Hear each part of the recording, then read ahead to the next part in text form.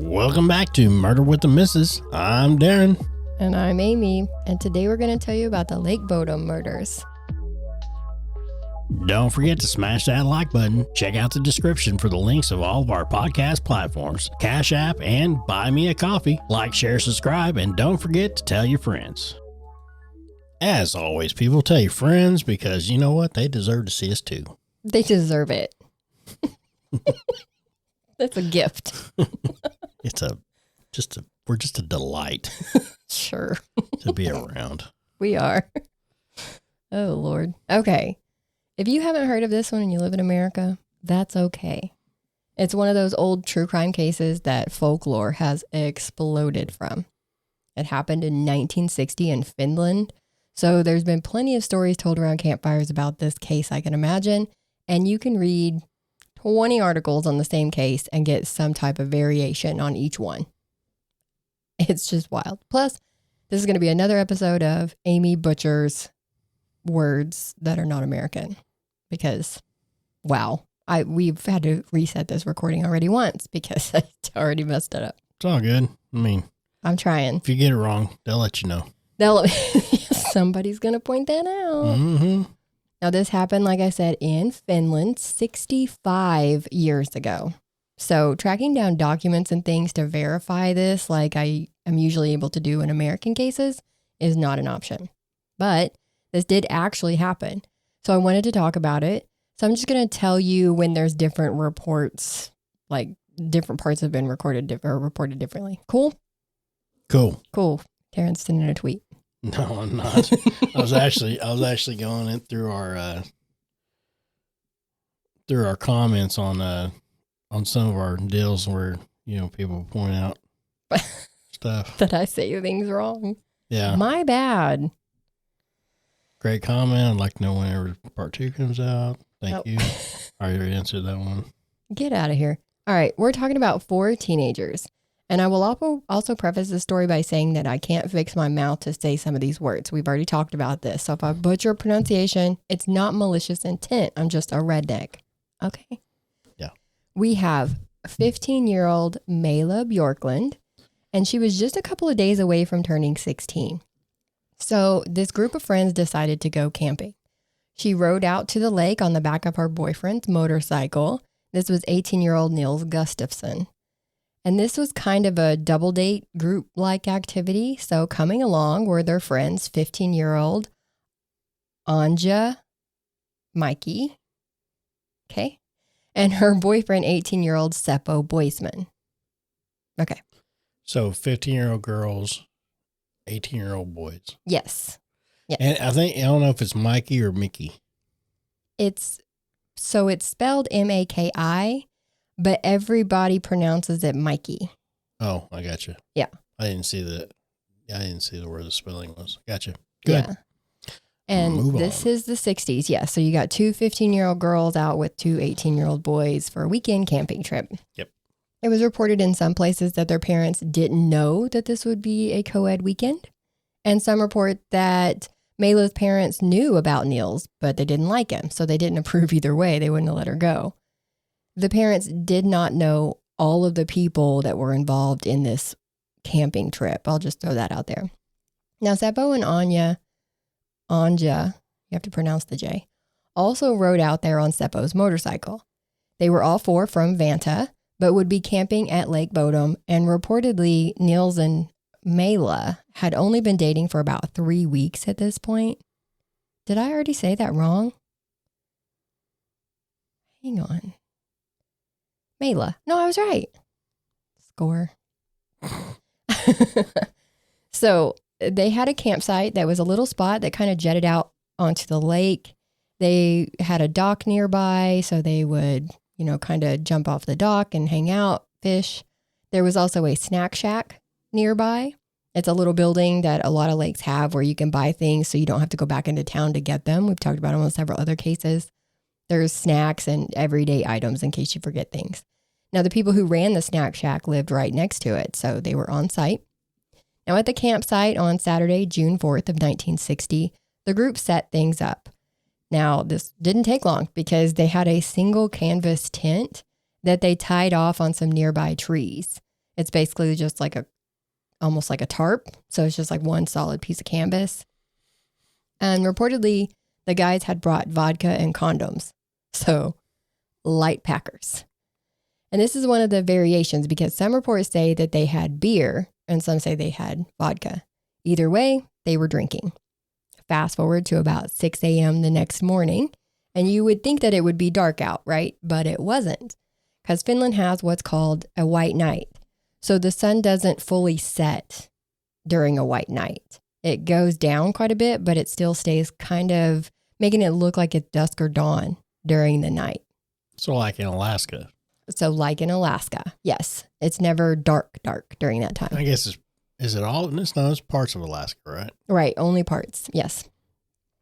So there were some boys that were either out there fishing or bird watching at 6 a.m. when they see from a distance a pile of fabric on the ground and a blonde man either walking or running away from it. It's been reported all the ways.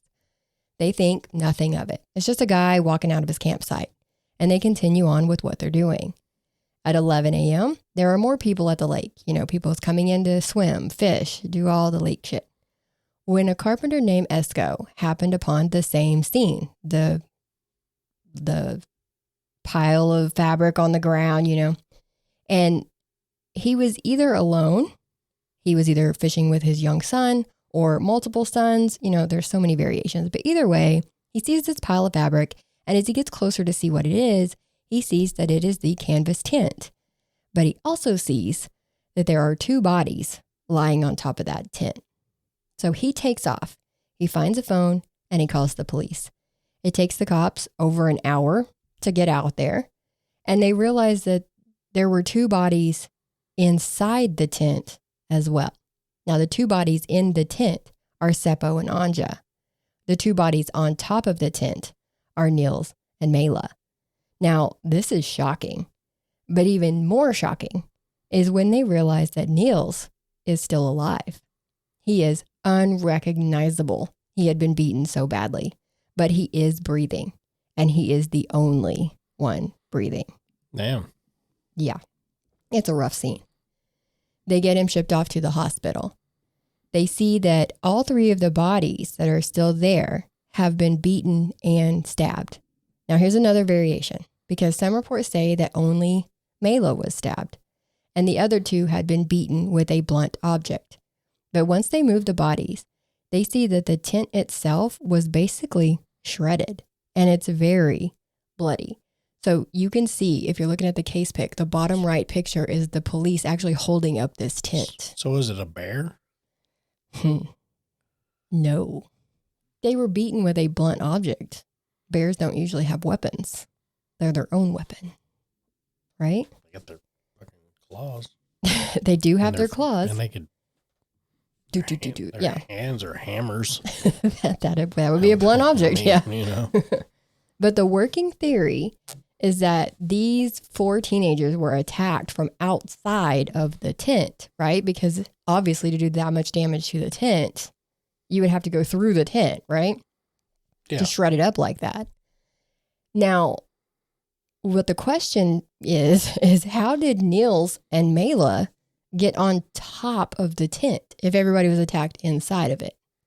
And based on their injuries, it looked like Mela took much more damage than the other 3 people did. Now, once they're able to look at the bodies, like medically look at the bodies, they report that they were stabbed and beaten with an object like a rock or a pipe. So now, I think your bear theory is getting shoved out the door. Bigfoot. But Mela was the only one who had been stabbed 15 times. That's why they were saying she had more injuries than the others.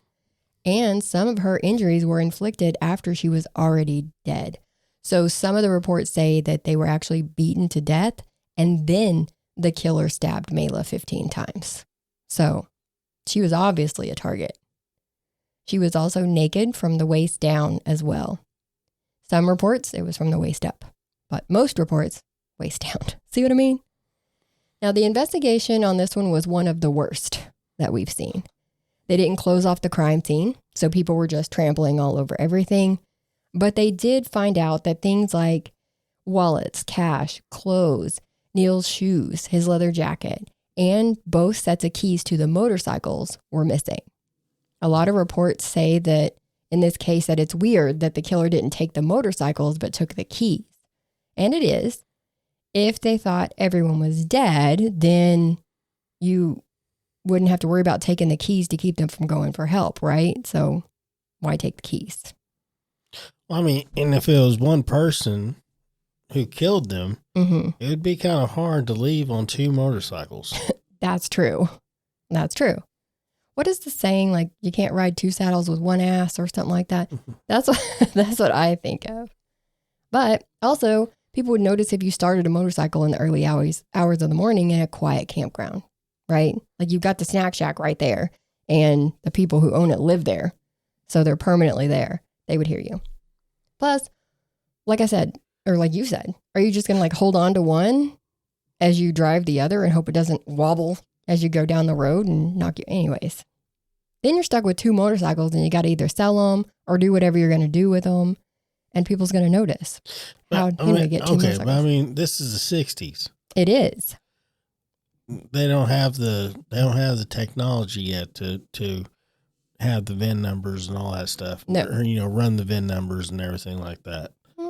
Back then. Not really. Back then it was a lot easier to get rid of stuff. It was a lot easier to get rid of stuff. Yes, I agree. But, all of a sudden Ned down the street has two motorcycles for sale, and then you hear this news report that these kids had two motorcycles stolen after they were killed. Somebody's going to call it in. Think. I would think. The keys, I imagine, were probably chucked in the lake as an insurance policy. You know what I mean? Like, not going to be needing those. Just because they're gone doesn't mean the killer took them. That's all I'm saying, if it makes any sense. The police needed to cover a lot of ground to look for evidence, so they called in the military to help canvass. So now there's even more people trampling through the crime scene. But it did kind of help. They found Niels's shoes about 500 yards away, partially buried under a pile of leaves, and they were speckled in blood. So belief is that the shoes were worn by the killer during the attack, and then they were left far away from the crime scene as he or she was leaving. Now, once the story broke, the boys who were bird watching at 6 a.m. told the police about the blonde man that they saw leaving the campsite that morning, and they released a couple of sketches. Also, I'll get into that later. Now, some reports are that Niels was eventually hypnotized as well, and some of these sketches came from him. And speaking of Niels, he had to spend 3 weeks in the hospital. He had broken bones in his face, like his jaw was broken. Some reports say that brain fluid was leaking out of his nose, and some reports say that he had been stabbed in the forehead. But the picture that was shown of him swollen and bruised, he's got a cast on his chin. He's obviously getting medical attention, so he looks like he's in a hospital or something. It doesn't show any cuts or stab wounds to his forehead. So, well, this story has probably been told so many times that things would get get added right over the years. Right. And change from one story to the next. Yeah. And this was so long ago. And like you said, they just pick up things here and there. Now, Niels unfortunately had zero memory of the whole day at first. All he knew was that he was with his friends. Mm-hmm. And they know that because as soon as he woke up, he asked if they were okay. So they know he knew he was with his friends. But over the years, pieces of the day would start coming back to him. And so at first, all he could remember was seeing a shadowy figure before he was attacked. And they say that he was actually attacked first. Right? So then how did he end up on top of the tent? Make that make sense. If he was attacked first, how'd he get out of the tent and then end up on top of the tent? Tiny as Bigfoot. Well, while you contemplate the existence of Bigfoot, let's go ahead and take a minute to hear from today's sponsor. Yep. Hang in there. If you're in a heated argument with your dryer, don't worry. You'll both cool down eventually. Or maybe you just need a washer and dryer. Don't get agitated. Take a load off. Get your laundry set from My Laundry Solutions and let them iron out your problems. If you live in an apartment, Get your stuff from them. They service them, and they have locations in Texas, Oklahoma, and Missouri. The most recent area is Lubbock, Texas, around the Tech Terrace area, with more locations coming soon. So give them a call today, 800-535-4411. Or go online to mylaundrysolutions.com. And let them wash your troubles away.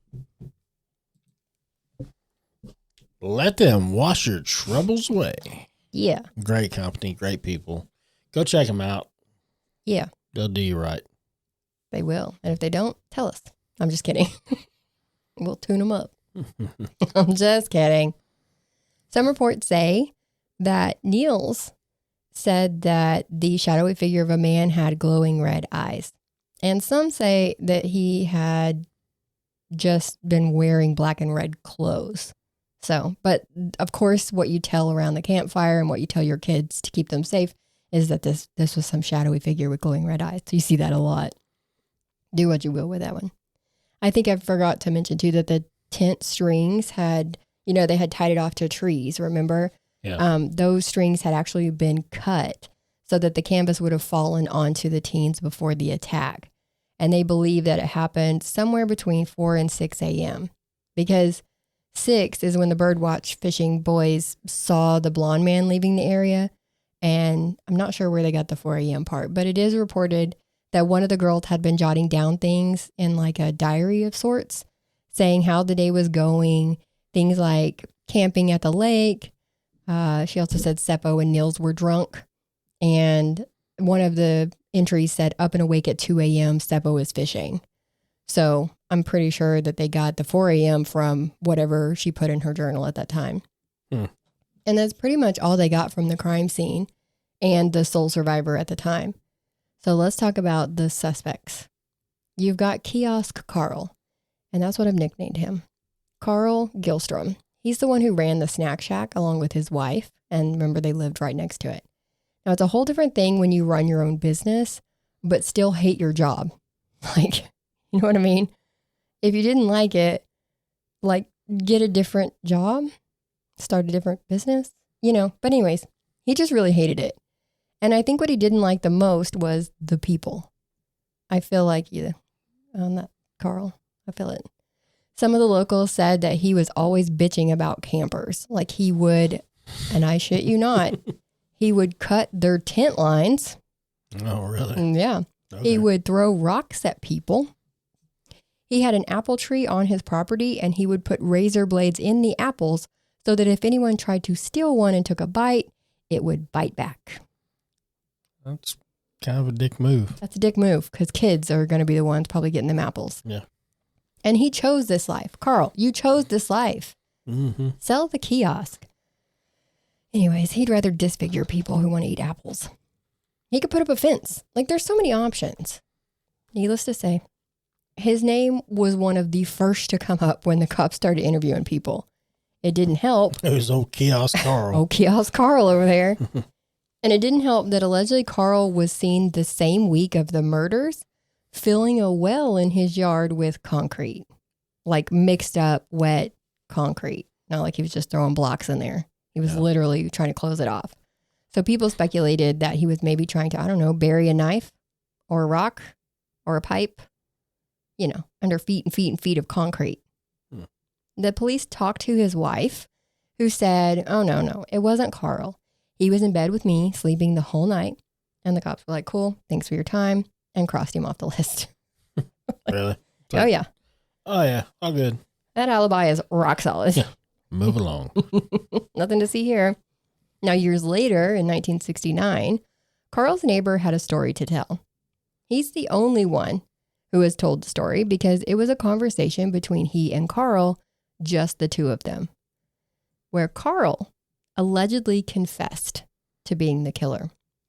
So the neighbor tells him, if you're the one who killed those kids, you should just go throw yourself in the lake.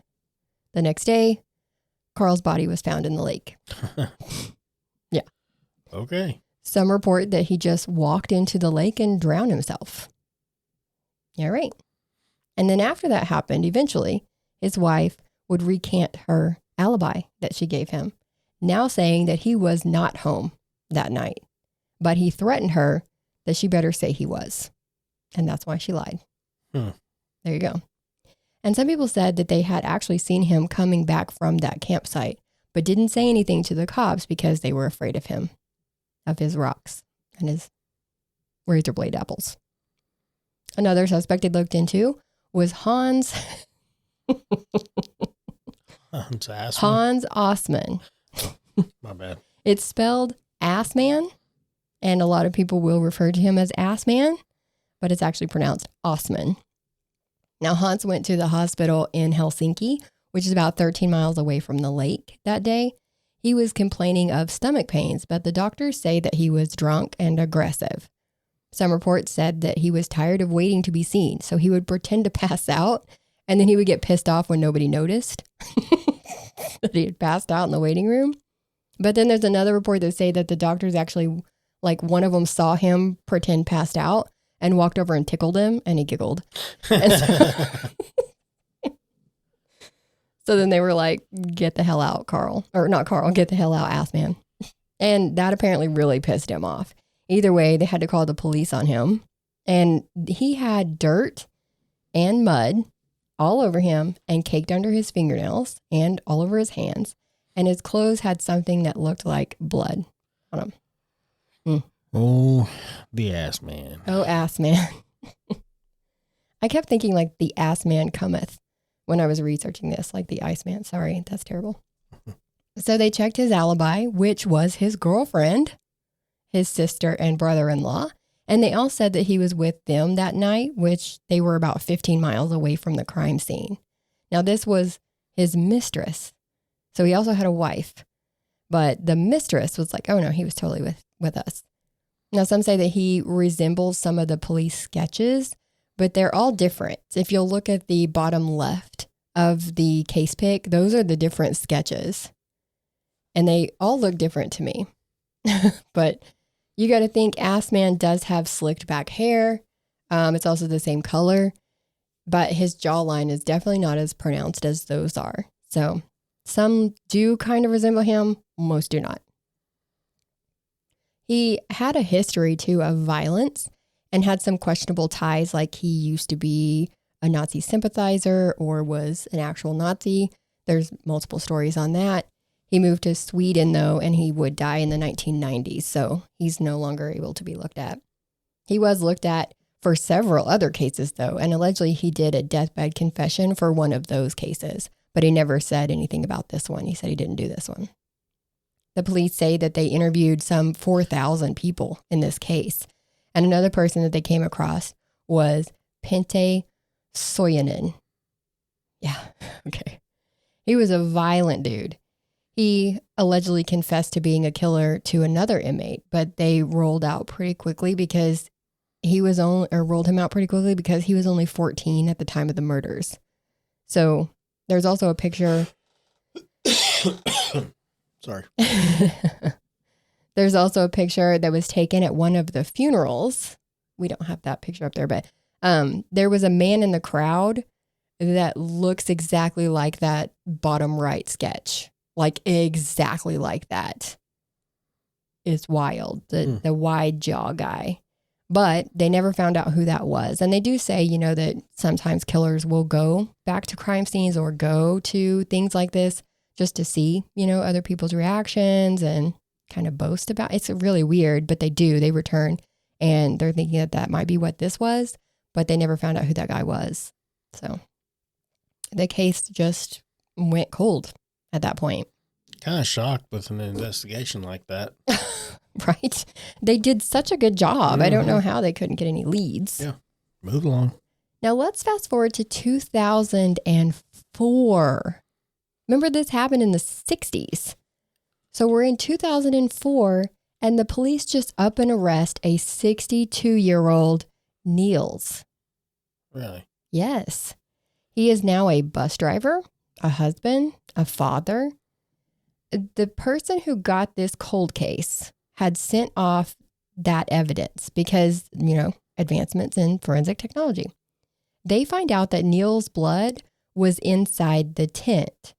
So now they say that it's possible that he actually got into a fight in the tent but with Seppo. Right? What? Okay. There was a woman staying at a nearby campsite who said that she heard two male voices arguing in the night. So they're like, oh, that's got to be Niels and Seppo, the only two men who were out there. The argument possibly turned physical because they were drunk. And maybe Seppo is the one who did the damage to Niels in that fight, breaking his jaw, causing the head trauma, things like that. Broken facial bones, bruises everywhere. And then Niels left the tent, or was exiled from the tent, some say, and then attacked it from the outside because he was pissed. Right? Now I'm thinking maybe in order for that to happen, Mela would have probably followed him out of the tent. And that's why the two of them were outside. And then after the attack, Seppo and Anja are killed. And then he turned on Mela. And that's why she was, damaged more severely and was outside, like I said. Now that's pure speculation, but when they tested his shoes, remember it was his shoes that were found 500 yards away. Yeah. When they tested those shoes, they found that all three of the teens had dried blood on those shoes. Do you know whose blood was not on the shoes? His? Niels. He was the only one. There was also no blood inside the shoes. So that's why they were saying that the killer had to be wearing them whenever the damage was done. Yes. So they believed that Niels thought about taking off after he killed all them, but then realized that he would be looked at as a suspect. And if he wasn't there, it would make it look even worse. So he took the shoes off and tried to hurry up and bury them under the leaves, and then went back to the crime scene and laid down waiting to be found. Yeah. There was also allegedly a bloody trail to the shoes, right? So they could follow a blood trail to where the shoes were found, but there was nothing else, like no bloody trail leaving where the shoes were found. So they could see it, you could see how they got there. Right. So the way they're putting this all together, you could say, okay, that could have happened. It could have. And it makes a little more sense than the killer just randomly putting on shoes, killing 4 people or thinking he killed 4 people, and then walking 500 yards and burying it and walking away. Yeah. Like, why would he do that? Also, prosecutors allege that Niels had been ID'd by one of those bird-watching fisher boys, that he had made some type of incriminating remark at one point over the years, and that he had later boasted to a woman that he was the actual killer. So they've got all these people coming forward saying, he said he did it. And then the kids are like, yeah, that's the guy we saw walking away from the campsite. Ugh. But they also offered up an alternative that maybe Seppo didn't do all that damage to his head, that he could have, just maybe broke his jaw or maybe broke some of the bones in his face. And then to make it worse, that he could have ran himself into a tree or something to make more damage, to make it more believable. You know what I mean? Like, you've bludgeoned all these other people. You need more damage. Or otherwise it doesn't look right. Excuse me. Now, he also had injuries to his knuckles and forearms. So they're saying that looks like he was actually in a fight. So everything is pointing towards what they're saying. His defense, though, would say that that was all bullshit. That if he had been so injured in a fight, that he would have been too messed up to be able to kill all of them, hide his shoes a quarter of a mile away, and track back to lay down and look like a victim. Plus, he was wearing socks that were clean. So they're saying he couldn't have walked all that way in the woods without getting them dirty. And those injuries to his knuckles and arms were not an indication of a fight, but of defensive wounds from when he was attacked first, remember? So on October 7th of 2005, that would be 45 years after the murders, Niels was actually acquitted. So they found him not guilty. The court said that the evidence was inconclusive. They failed to show motive, and the timing didn't allow for everything that they said happened. So I bet he sued him. Well, I don't think he had to, because the state of Finland paid him 44,900 euro. Yes, which is $45,000 in American money for mental suffering, for putting him through all this so many years later. And I was stuck on that the prosecution had said that the injuries were not bad enough to cause amnesia, But the defense is like brain fluid was literally leaking out of his nose. That can cause, memory loss. That's a lot of damage. Get your head out of your ass. Another thing that didn't come out in court was that there was a 5th DNA sample found at the campsite. I figured that this wasn't too big of a deal. This is a public campsite, right? You're going to have multiple DNAs on things. But it was reportedly found on a folded up pillowcase that had been tied with string on both ends. So it's not like they had found it on an old beer bottle or something. That would have been odd. But this was a literal pillowcase that somebody had used string to tie both ends closed on. It was really weird. And they've never identified whose DNA that was. So I doubt they even know. Now, they do know that it wasn't any of the teens, though. Sorry, it took me a minute to form that thought. But they do know it wasn't any of them. So it's definitely from an outside source, a 5th person. So it's still an unsolved case. Loads of people do believe that Niels did it. And loads of people believe that Kiosk Carl did it. Some say it was the ass man and his mistress girlfriend lied for him. And we may never know. But Hans's DNA was also tested against that 5th DNA at the scene, and it was not his either. So. Maybe it was the man at the funeral. Maybe. Like I said, they never found out who that was. So who knows? Now, this case did inspire a movie, books. Hell, there's a Finnish rock band named Children of Bodom. Bodom. One of these days I'll say it right. So there's a rock band called Children of Bodom. And they got with Fat Lizard Brewing Company and made a beer called Lake Bodom Pre-Prohibition Lager. And it's actually brewed using water from the lake. What? Yes. Yep. They brewed it in 2019. And they used water from the lake. Yeah. I don't know about that. I was like, huh? I don't know about that. We're going to get comments like, oh, it's the best ever. It might be. I've never heard of it because I don't think they sell it here, but yeah, no. I don't know if I could try it now that I know where it came from. Do you know what happens in lakes? Like, ooh. And that's what this case is. The family's got no resolution. And if Niels is innocent, he just got drugged through the mud 45 years later. So it's really crazy. You got any final thoughts on this one? Who do you think did it? Huh? You looking at Carl? Nah, it sounded pretty good on Niels. A lot of people think it was. Old crazy Carl, Kiosk Carl, he sounded like he was pretty good for it too. You can't narrow it down on some of these. All right. But no. Whoever you think did it, let us know. Let us know. I want to know who you think did it. I'm talking to the people. Yeah, let us know. Yeah. Yeah, you let us know. Instead of correcting us all the time, why don't you just let us know? Give me your facts. What do you guys think? Yeah. What article? Who do you think done it? Yeah. You tell me. Now, if you like our content, please be sure to like, share, and subscribe. Hit the notification bell so that you get a notification whenever a new episode drops or when we go live sometimes. If you have any case suggestions, you can send them to dnda.truecrime@gmail.com. Yep. And as always, don't forget to tell your friends because why not share it along with your friends? They deserve it. Yeah, they deserve to hear us too. So, hear us ramble. Hear us ramble and go about. But as always, guys, thank you for watching. Thanks for the subscriptions. And until next time, we'll see you. Bye.